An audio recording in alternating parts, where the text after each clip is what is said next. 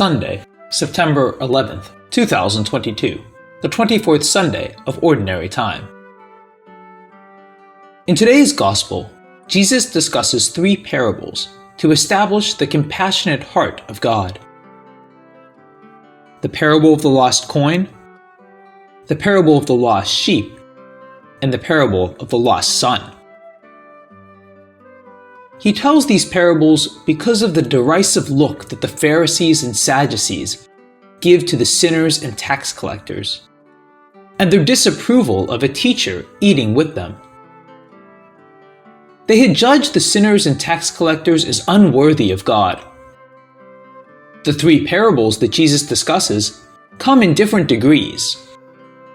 A coin is an inanimate object. A sheep is a living animal. And a son, a living human being, closer to the father than a coin to the woman or the sheep to the shepherd.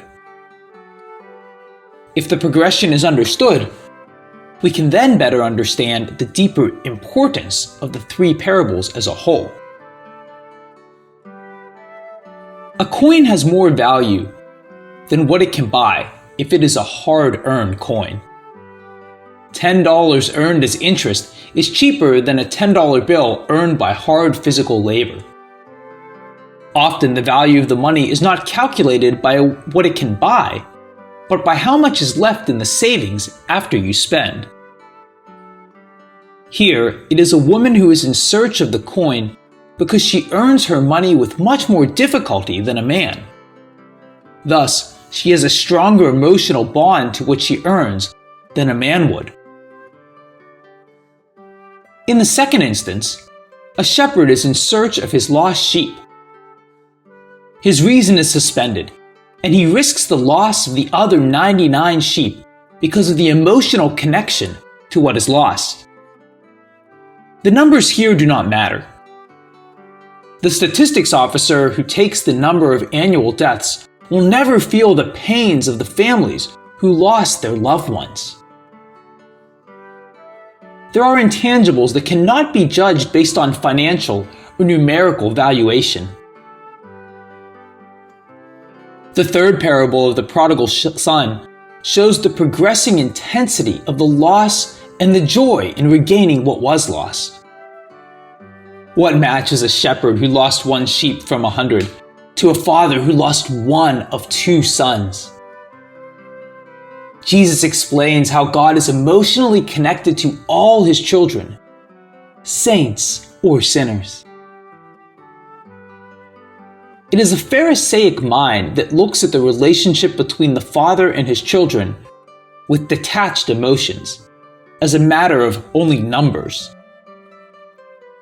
Only a schizoid detachment can separate the children as good or bad and abandon the bad ones. It is, of course, easy to judge the children of others, but when it comes to one's own children, objectivity loses its place.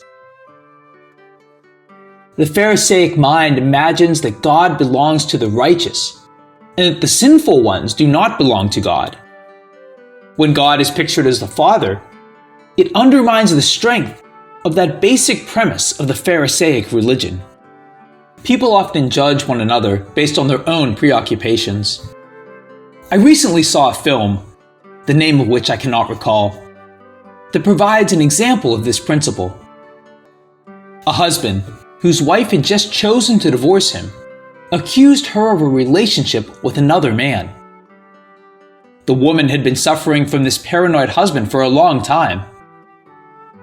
Someone then confronts the husband. You are worried about her fidelity because you have not been faithful. This was the truth. The man was not good at being faithful, but he was preoccupied with her fidelity. The Pharisees and Sadducees had unfriended the tax collectors as bad men, unworthy of their respect. What was then their preoccupation? They were worried about two things: popularity and sinfulness. They were worried about the number of followers that Jesus was gathering.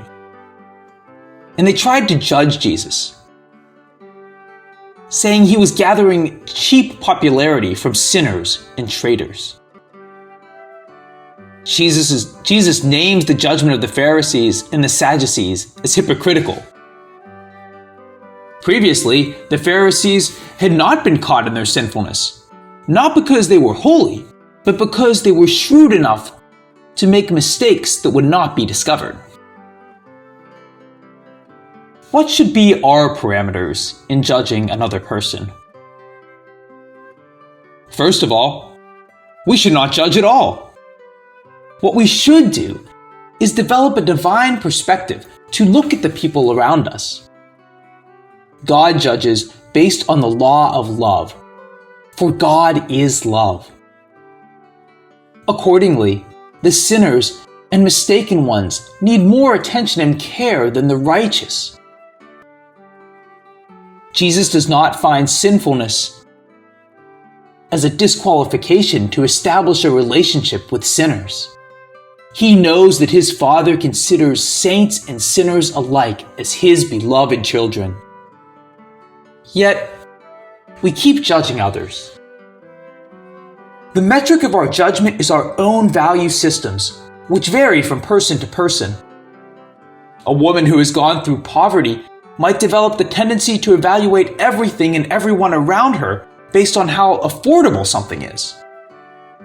A priest might keep judging his community based on church attendance.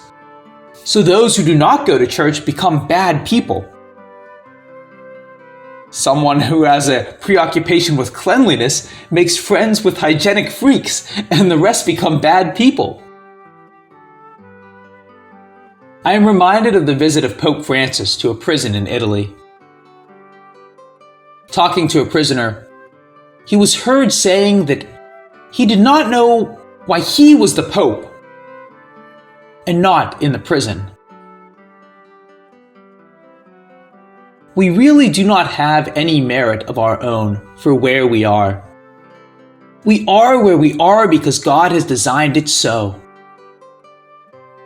We can only be thankful to Him for who we are and not judge others for who God made them.